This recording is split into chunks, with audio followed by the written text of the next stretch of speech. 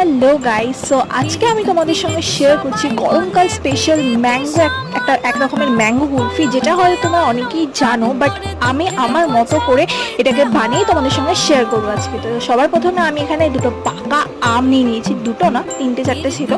তো সেখান থেকে সব আমের ইয়েগুলোকে আর কি, মানে ভেতরে যা ছিল ওগুলোকে ভালো করে ছাড়িয়ে মিক্সিতে পেস্ট করে নিয়েছি। পেস্ট করে ওই আমের পাল্পটাকে অন্যদিকে রেখে দুধের মধ্যে আমি একটু কাস্টার্ড পাউডার মিলিয়ে নিয়েছিলাম।